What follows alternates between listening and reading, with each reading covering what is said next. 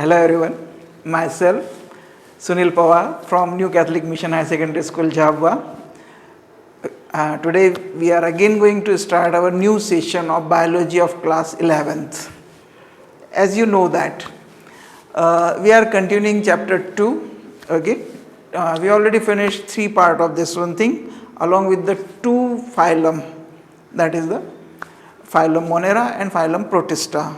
And in the first part of this chapter, we already learned the classification, 2 kingdom classification, 5 kingdom classification, married, demarrieds, and a brief account of the 5 kingdom classification, right. So today in the 4th part of this second chapter, we are going to learn about the kingdom fungi, okay.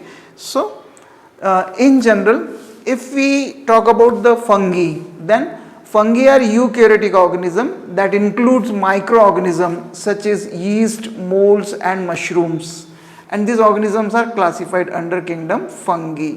So 2 facts we concluded from this one thing, one that is eukaryotic organism, and second thing, they are microscopic in nature, right. Eukaryotic means what? Eu means developed and karyotic is taken from the word carrion. It means what? The organism having a very well developed nucleus. Very well developed nucleus means what? It has a very well developed nuclear membrane around the genetic material, right. So that's why we kept it in which category? That is the eukaryotic one. When we want to define it, then here we are having the 2 definition which is given by the Exlopolus, okay, Alexopolus. So fungi are nucleated achlorophyllous organism which typically reproduces sexually and asexually, and whose usually filamentous branch somatic structures are surrounded by the walls containing cellulose or chitin or both, right. One more definition is given by the modern mycologist. The fungi are the organism which lack chlorophyll, whose body is composed of net-like filaments having nucleus in their cell, and the cell is surrounded by cell wall and capable of sexual and asexual reproduction.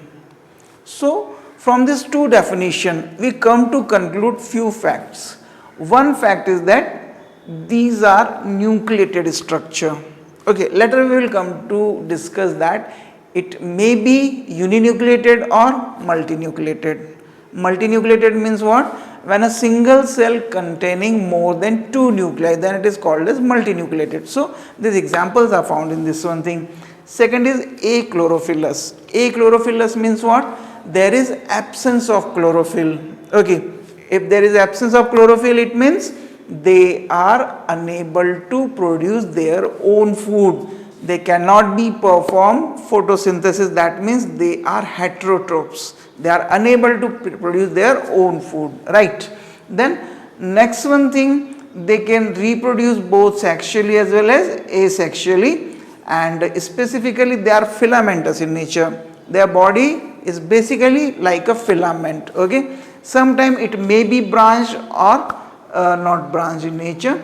And next one thing, in this one more feature is there, that is they are capable of both reproducing sexually as well as asexually, okay. But asexual reproduction is predominantly observed in the phylum fungi, right. So the features can be explained more correctly about the fungi, okay. So what are this one? Fungi are eukaryotic, non-vascular, non-motile and heterotrophic organism, okay. Eukaryotic clear.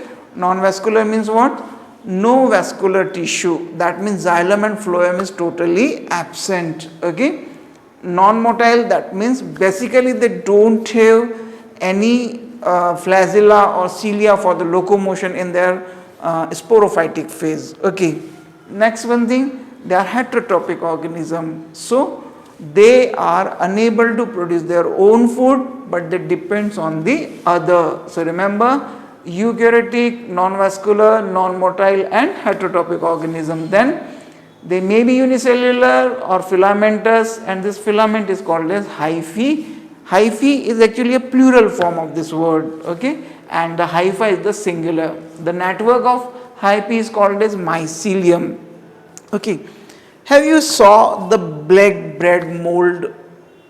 Okay, at your home you can see that. If by mistaken or any way the bread get exposed with the surrounding, this time especially in the season of this heavy moisture and rainy season, you can see that, okay, black color patches will observe on this bread. Sometime it may be green, sometime it may be brown to, sorry, not green, yellow to brown in nature, okay. So if you observe them carefully, then you can observe that on the upper surface that particulate structure is there, but if you observe carefully with the help of magnifying lens or this one thing, then you can find this filamentous structure is remain embedded in the organic matter, and that is the mycelium. So what is the mycelium? It is the branched somatic part of the fungus.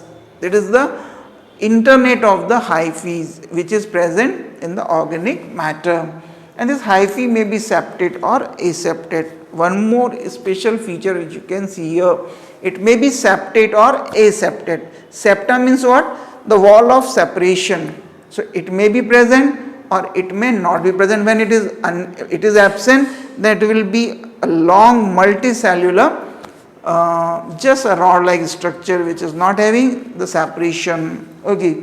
Then they reproduce by means of spores, okay. Basically the basic mode of reproduction is which one thing? Spore formation by the sporangium, okay. Next one thing, the fungi exhibit the phenomenon of alternation of generation. Remember this word, alternation of generation, okay. There are two type of generation, one is haploid and second is diploid. Haploid generation is called as gametophytic generation and diploid generation is called as sporophytic generation, clear. So both can be able to exist separately, right. Its main plant body, its main body is gametophytic. So that's why here zygotic meiosis is observed. When the zygote will form, immediately it undergoes in the which division? Yes, it is the meiosis, okay, and it is responsible to again make the number of chromosome half. So this haploid generation is gametophytic and diploid generation is sporophytic in nature, right. Now the fungi lack chlorophyll and hence cannot perform the photosynthesis, common feature.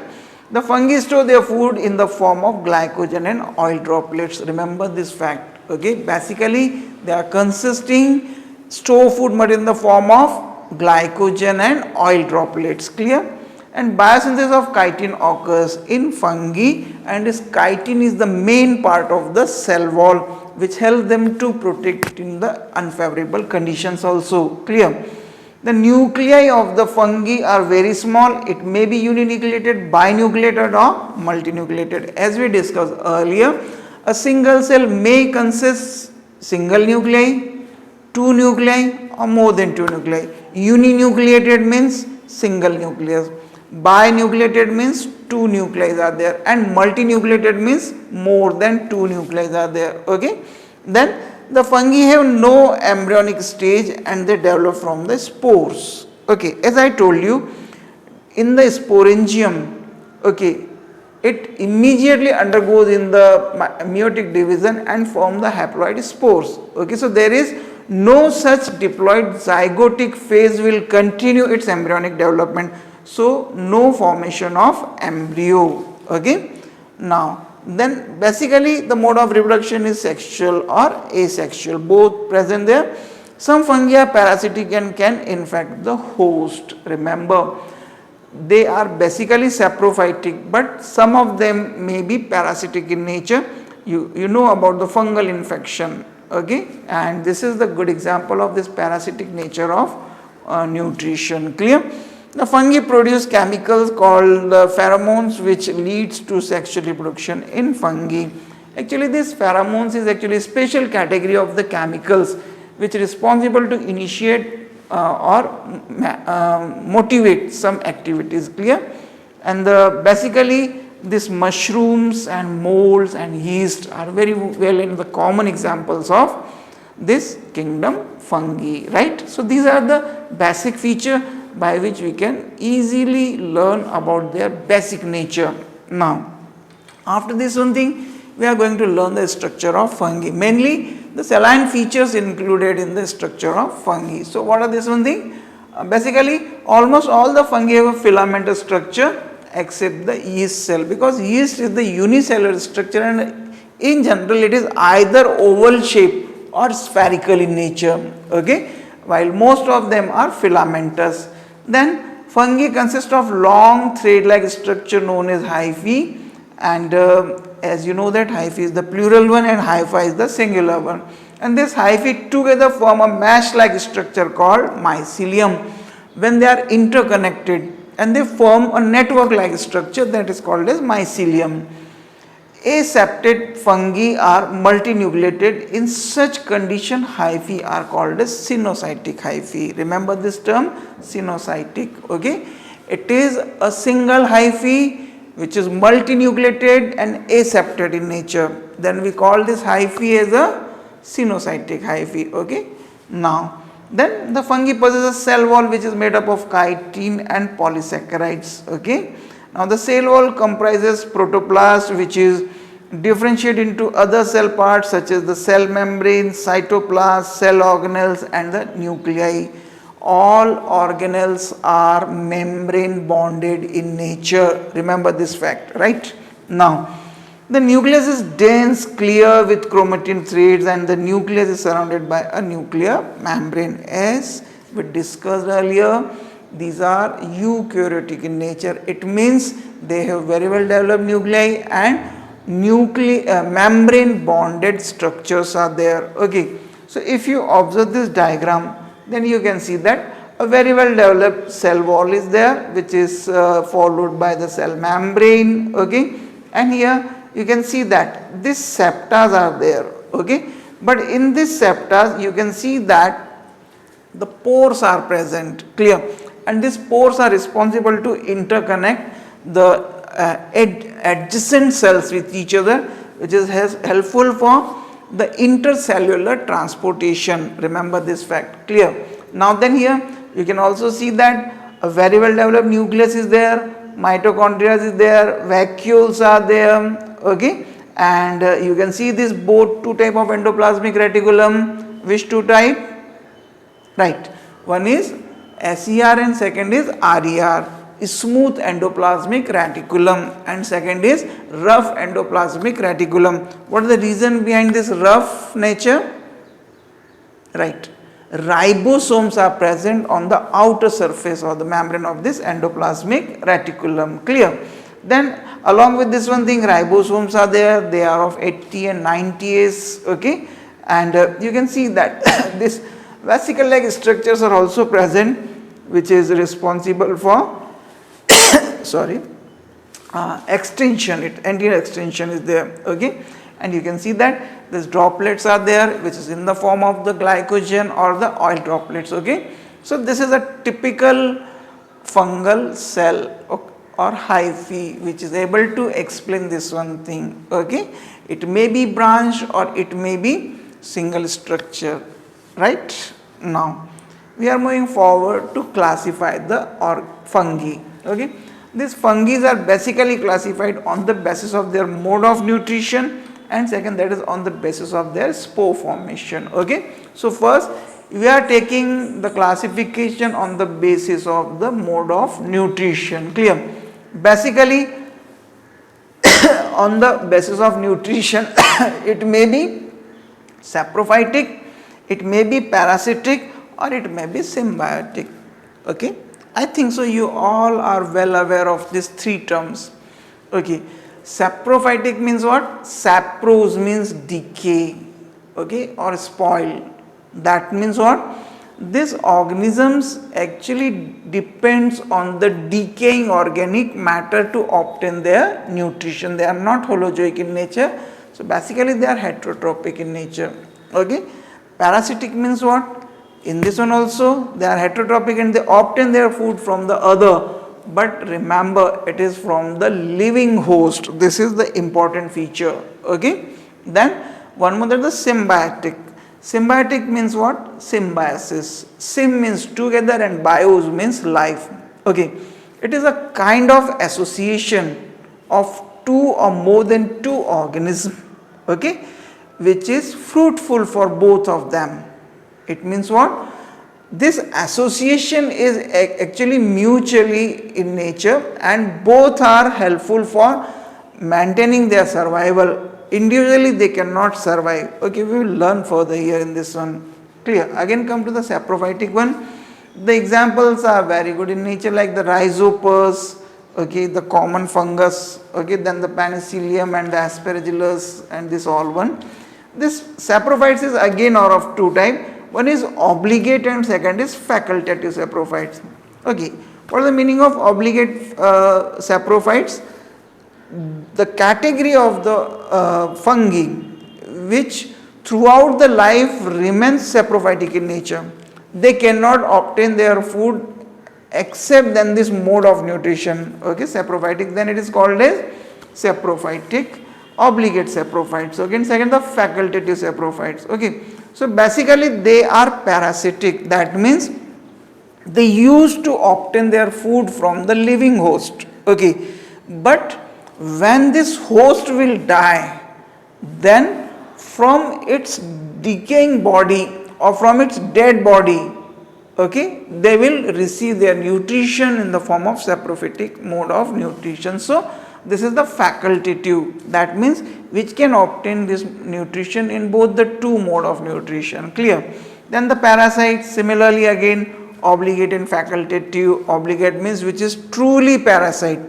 Without this parasitic mode they cannot obtain. Okay, remember what is the difference between the parasitic mode and the saprophytic mode? In the parasitic mode of nutrition, they obtain their food from the living host. Remember, from the living host. Okay, and in the saprophytic, they obtain their food from the decaying organisms. Okay, or the decaying organic material. Facultative parasites, they are basically saprophytes, but sometime when the host comes in contact with them, then they will also sustain their life as a parasitic mode of nutrition. Clear? Then the symbiotic, as I told you, the togetherness of the two different varieties of the organism, and this association is helpful for survival of two. Okay, I think so you are well aware of the lichens. Okay, this lichen is actually the combination of algae and fungi. Clear? This algae cannot survive without the help of this fungi, and fungi cannot survive without the help of this algae. So this association is called as symbiotic, okay, in which both will help each other. Okay, but in the latter part of this discussion we will talk about the lichens too. Clear? Now then we are moving forward based on the spore formation. Okay, in our previous discussion we already learned about the different type of asexual mode of reproduction, in which one mode, that the spore formation, was one of the important mode. Clear? So I am not going to explain you in detail what is the different spores, okay, because you know that. Okay, you should know this one thing. Clear? Because again and again the same term is not going to discuss here, right? So here in this one the different type of formations are there, and on the basis of this different categories are also there. Likewise the zygomycetes, it is a category of the molds, or what you call that, the fungi. Clear? Zygomycetes. So these are formed by the fusion of two different cells, and the sexual spores are known as zygospores, and while the asexual spores are known as sporangiospores, and the hyphae are without the septa. This is the basic feature of the zygomycetes. Okay, the name is derived from the zygote. Zygote means what? The fusion of the two gametes. So here is also it also form because of the fusion of the two different cell, okay, and they form the sexual spores, okay, because these spores are forming from the body which formed by the fusion of the two cells of the two gametic like structure. So that's why it is called as zygospores, okay, and this category is called as zygomycetes. Then the next one, that is the ascomycetes. See the word asco, it is derived from the term ascus, okay. Now, so they are also called as sac like fungi or the sac fungi, clear. Ascus means what? The spherical balloon like structure, okay. So in this one, these fungi are sac like in nature and they can be coprophilous in nature. Coprophilous, decomposers, parasitic or saprophytic, and the sexual spores are called ascospores, and the asexual reproduction occurs by conidiospores, and the good example is Saccharomyces, okay. So few terms are there, they are coprophilous, that means the fecal material, they especially used to grow on the fecal like the cow dung and the animal fecus, okay. Then the next one thing, they form the ascospores, okay, that means the balloon shaped structure or the bulbous structure which is responsible to produce the new one. So that is the ascospores. And the asexual reproduction like the conidiospores, the formation of the conidia, you know that the individual rounded structure which is present on the apical tip of the hyphae, or that is called as the conidiophore, that is called that. So these spores are called as conidiospores, right. So this is the ascomycetes. What is the feature? They are sac like. Zygomycetes, what is the feature? They develop from the zygote like structure because the fusion of the two cells. Then the basidiomycetes, clear. These mushrooms are the most commonly found basidiomycetes and the mostly lies as parasites, okay. You know the mushrooms, clear. You can see this button like mushrooms, you can see that umbrella like mushrooms on the decaying dead bodies, okay. Even you can see the old barks which is quite moisturized in nature. You can see the dead part of the plant, clear. You can see also on the garbage, okay, on the dry dung cakes, clear. So these are the which one thing, basidiomycetes, and in this one they are bacillus in nature, that means they are rod shaped in nature, clear, and this is mainly lived as a parasites, right. And this sexual reproduction occurs by basidiospores, and the asexual reproduction occurs by conidia formation, budding or fragmentation. You are well aware of this conidia, budding and fragmentation, clear. Now then here we come to discuss the last one, that is the deuteromycetes. So they are otherwise called imperfect fungi as they do not follow the regular reproduction cycle as the other fungi and they do not reproduce sexually, okay. So what is the basic two fact? Neither they have the actual pattern of the reproducing cycle nor they reproduce sexually, clear. And the asexual reproduction occurs by conidia formation. Trichoderma is the well known example, okay. Now then here we are going to discuss the reproduction in fungi. So basically this fungi reproduces by both the two mode of reproduction. One is asexual mode of reproduction and second is sexual mode of reproduction. So first we are discussing here the asexual means of reproduction, okay. And remember, this sexual and asexual mode of reproduction is also termed as the telomorph and the anamorph, okay. So here remember, this sexual reproduction is termed as the telomorph and the asexual reproduction is referred as anamorph. Remember this verb, ana means outer, okay. That means the new individual will develop from the outer part of the body, not by forming the internal gametes and this one thing, that is called as anamorph, okay. And here basically this reproduction is the first one, that is the vegetative reproduction. You know that when they produce some vegetative propagules, okay, or when the body is directly participate in the production of the new individual, that is called as vegetative mode of reproduction, clear. Here you can see that basic these three facts, okay. One, that is the fragmentation, clear. You all are well aware about the fragmentation. Fragmentation means by forming the fragments, that means the small parts of the body. Okay, simply in this one, main parent body undergoes in the fragments formation. It may be accidentally, it may be because of decomposition or the which one thing, that is the destruction of the intermediate part of this hyphae. Okay, then they will be separated in the form of the small structures, small hyphae, and it will develop into the young one. So this is the fragmentation. The second very common method is the budding. Clear? In this one you can see that like the yeast is the most common example, in which a bulbous structure comes out on the outer surface of it, okay, and it will develop into the new one. Clear? It may be intact with the parental body, or it may get separated from the parental body, right? Then next one thing, that is the fission. Okay, fission is basically observed as the binary fission. You all are well aware about the binary fission. What is the binary fission? Bi means two.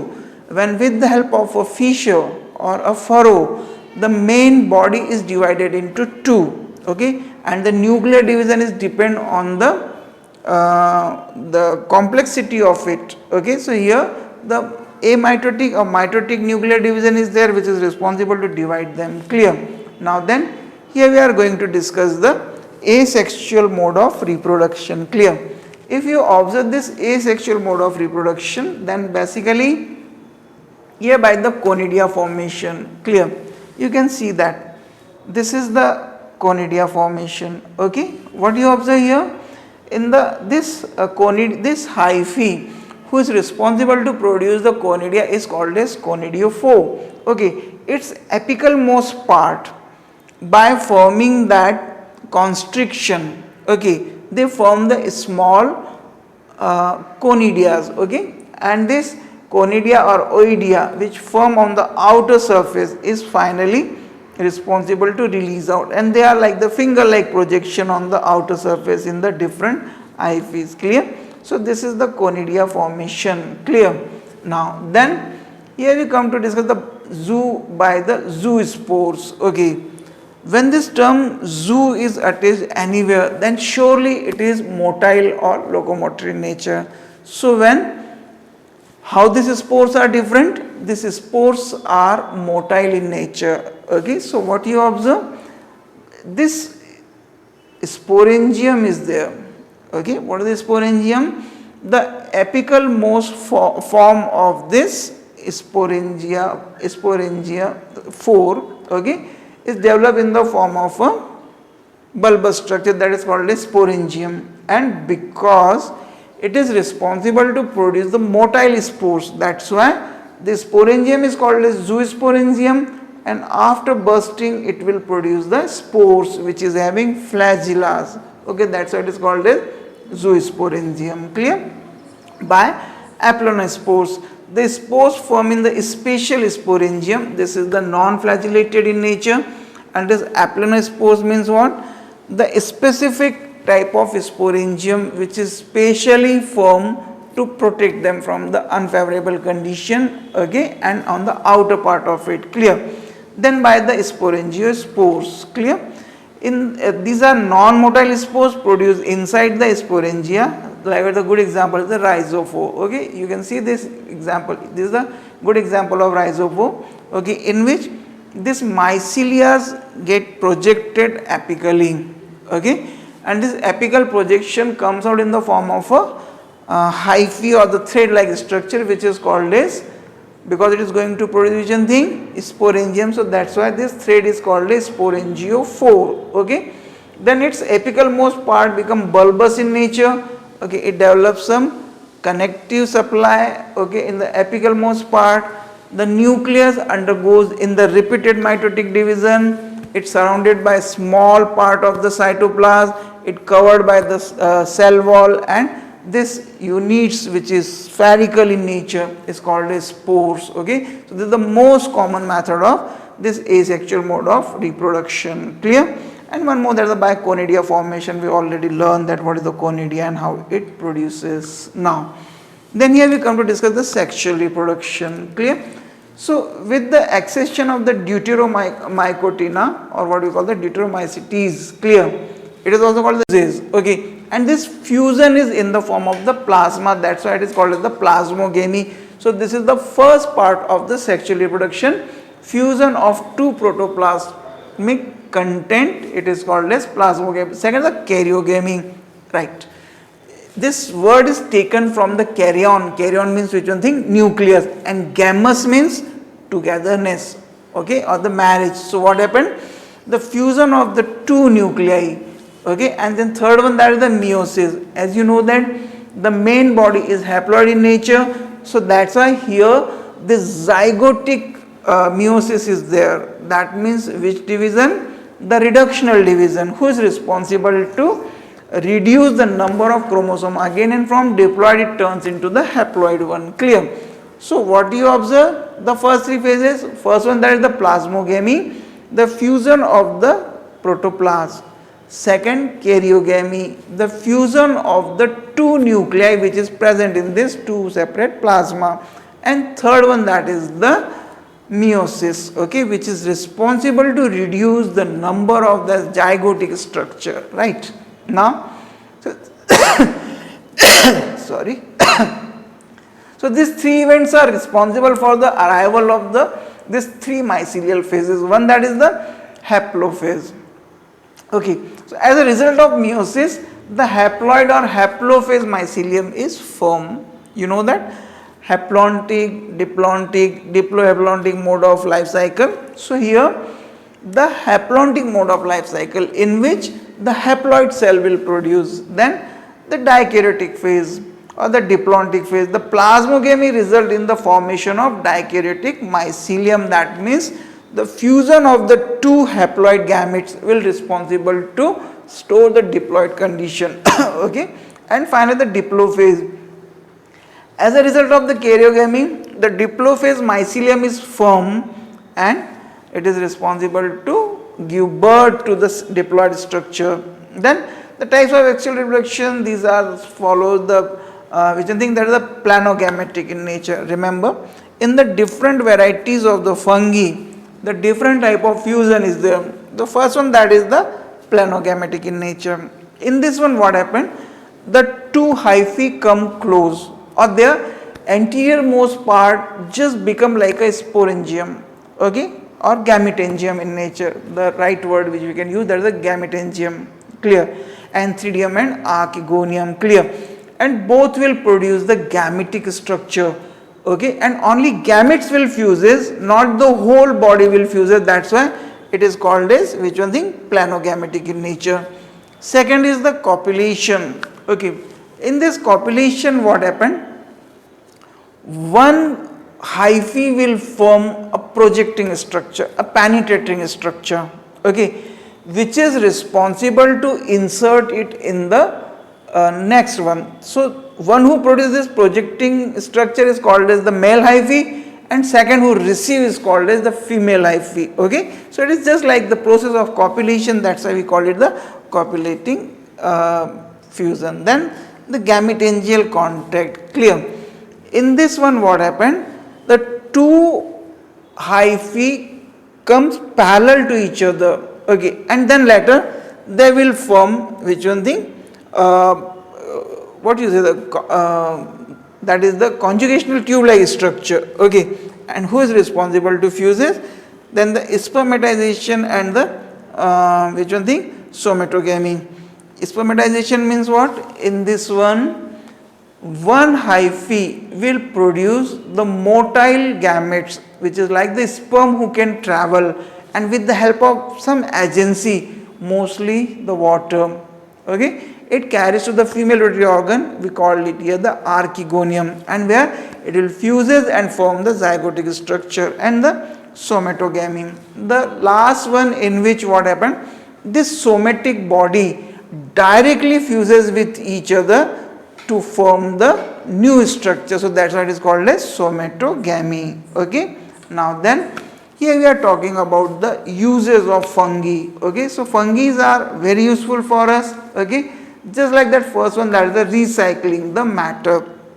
As you know that these are saprophytic in nature and they used to work on the dead bodies of the organism, clear. So by secreting enzyme, they are responsible for decomposition, and this decomposition is responsible to release the complex structure of the body again in the nature. Okay, then next one, it is used as a food. You know that mushroom is one of the most protein rich food in the nature. Okay, it is quite costlier also, clear. So different edible varieties of the mushrooms are there which uses in different parts of the world for the food. Okay, then the medicines. Some of the fungi are used to produce the antibiotics to control the diseases in the human and animal, like the penicillin antibiotic, it derived from the penicillium. Okay, you know that this is the common antibiotic penicillin which we obtain basically from the penicillium, clear. Then the biocontrol agents, some chemicals is actually produces by this fungi who is responsible for exploiting the insects, okay, and the other small worms also. So that's why it is used to control the pest, okay, by spraying these chemicals on the crop. Then the food spoilage also. The fungi play a major role in recycling the organic matter and are also responsible for major spoilage and the economic losses of the stored food, clear. Then the fertility of soil. So many fungi are responsible to increase the soil fertility by decomposition of the dead organic matter by increasing the humus, okay, by increasing the organic content of the soil, which is helpful for its fertility, or the it is actually enhancing the quality of the soil. Okay, now it is also useful in the industries, likewise in the bakery industry. You know very well that all these cakes, okay, puddings, clear, this all this bakery items actually made by this yeast, and basically dry yeast use at your home also. Then in the wine industry, okay, by using this zymase, a fermentation process is observed in the fruits and all this one thing to produce the alcohol, clear. Then in cheese industry also, the fungus Penicillium roquefortis is used the preparation of Camembert type of cheese from milk. It is one of the costlier cheese, okay, and who is responsible for it? The fungi. Then in enzyme industries also, this amylase enzyme is obtained from the Aspergillus and zymase enzyme, and it is responsible for the digestion of carbohydrate, and it is also obtained from the yeast, clear. Then in the hormone formation, clear, likewise this gibberellins, the group of plant hormone, okay, which is basically obtained from the fungus Gibberella fugicori, okay, and it is responsible for increasing the length of the plant, right. Even you may observe that is the genetically dwarf plants can be turned into the tall plants, clear.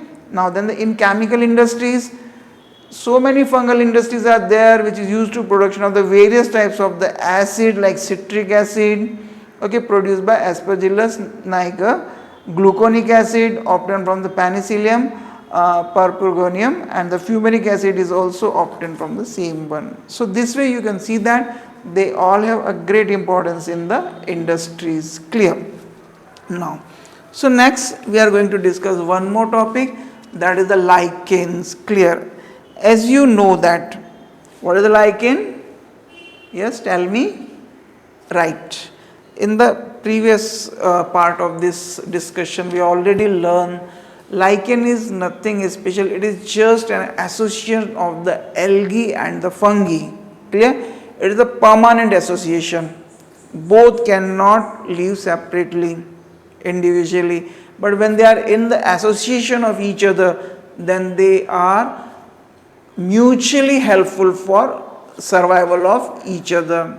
Okay, you know that how this algae become benefited. Algae obtain which one thing, protection, it obtains the water and minerals. Okay, it also obtains the which one thing, a support. Clear? It obtained the protection from the herbivorous animals. Clear? So this is the advantage which obtained by the algae, and in response, what is the profit for the fungi?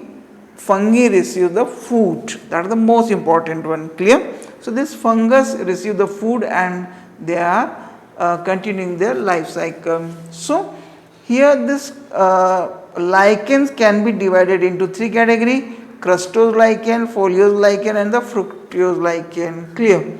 In this one you can see that this is the crustose lichen. Clear? What is the feature of crustose lichen? They are like the crust.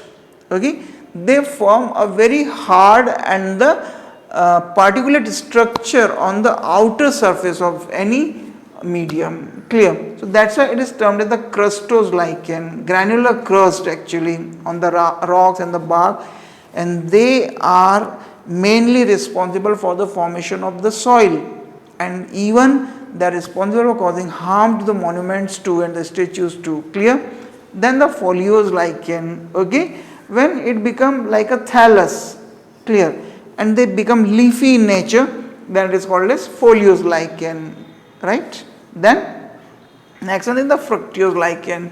When they form this fruiting body, sporangium and this one thing, clear, and this body is remain attached with their substratum, then it is called as the foliose lichen, fructose lichen.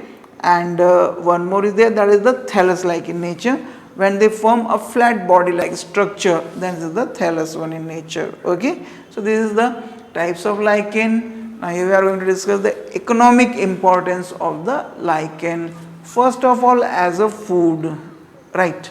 As I told you, so many varieties of the fungus is eaten by human beings and animals. Okay, that is the Lecanora and the Rossella. These are the most common varieties which used by the men, and the Cladonia rangifera is from the food of the reindeer in the tundra region.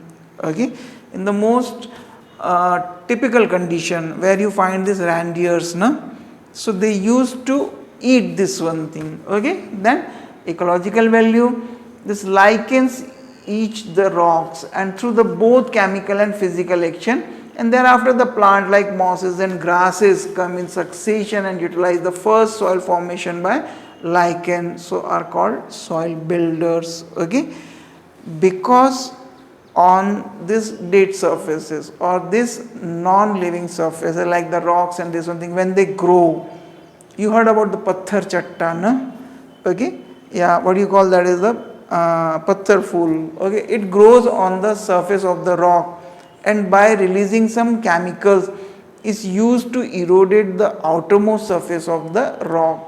Okay, and it turns into the particulate structure, so it is helpful for the formation of the soil, so that's why it is called as the soil builders. Okay, now then as medicines, some medicines obtained from the lichen like the Cladonia is used for making the drug of fever, Irvinia for making the medicines of cough. These are the main content from this diseases. As a perfume also, the lichens are used in making the perfume like the Ramalina and the Loberia. Okay, for the dyes and tannins. Clear? To coloring the matter. Okay, some chemicals which we obtain, even which we use to color the silk also, it is a permanent type of coloring. Clear? So it is also eco-friendly too. Then as minerals, some species of lichens are used for extracting mineral from the rock, as Lecanora is used for getting the calcium oxalate. Okay, then to obtain the organic acid, many organic acids are obtained from the lichens like the uramic acid, which used to kill the bacteria, and the antibiotic that is like the streptomycin and this one thing. Okay, so this is all about the lichens and fungi. Clear? But I just want to say that fungi is not only useful, but it is also harmful too. Clear? Why we call it harmful? Because it is responsible for which thing? Right, decaying the organic matter, the rotting the fruits, okay, decaying the food contents, clear. Even sometimes food poisoning is also there, okay. So this is all because of this fungus, clear. Not only this one thing, it is responsible to cause harm to the monuments, the monuments of the historical importance, the statues. Even it may scratch over the glass surface also, clear. Then think about its impact, clear. Then one more thing, because it work on the organic matter, okay, and it is responsible for recycling of the minerals too. So on the other hand, it is also harmful too, okay, because these minerals are taken out from the living system, right. So this way you can see that there is the fungus. So remember its basic features, okay, its classification, and the special term which we come to discuss here, that is the alternation of generation, okay. So remember this one, and you should learn one life cycle of the rhizopus, okay. When you will learn, then you will come to completely know about the life cycle, which give you idea about the alternation of generation, how this haploid and diploid generations replace each other, clear. So I want to thank you for your passions, and you are listening me in every session, okay, and I saw your views also, okay, such a good views are there. So keep reading, keep continuing your studies, and prepare for your next exams. So thank you very much for your support. Thank you.